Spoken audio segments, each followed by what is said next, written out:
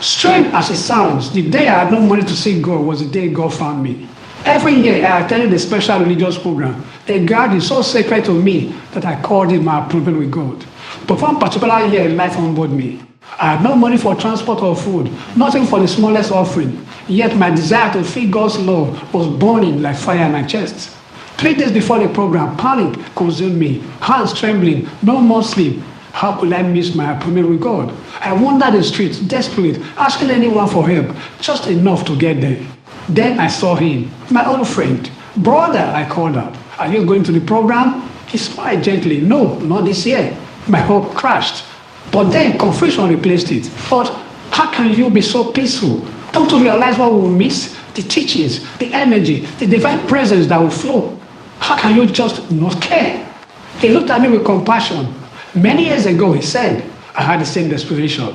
I had scraped together almost enough money for the program. But then, days before, my mother fell seriously ill, and every coin I saved went to her medicine. I was devastated. More than that, I was furious. At God, at everything. How could this happen? How God abandoned me? Did he not love me anymore? That night, I sat alone in my room, broken and lost. And in desperation, not knowing what else to do, I began to sing the ancient psalm hymn.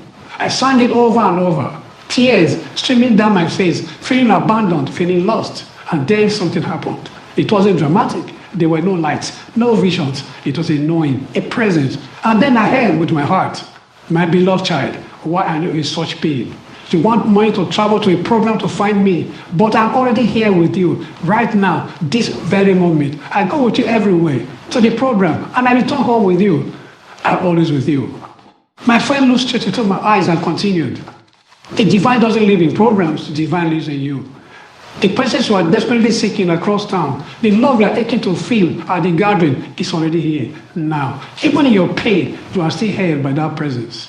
I stood there quietly as his words sank into me like rain on dry ground. I realized something profound, so I stopped begging. I stopped worrying, and instead I began to sing you. Little by little, clarity, peace, joy returned. I began to feel the gentle presence of God in my smallest moments. Today, everything is different.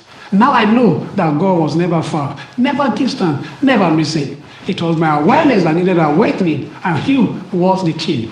So, yes, attend programs when you can. They are beautiful, uplifting, sacred. But remember, the God you seek in far places is already sitting quietly beside you. You do not need money to be loved. You do not need distance to find God. You only need a willing heart and a simple sound. Huge.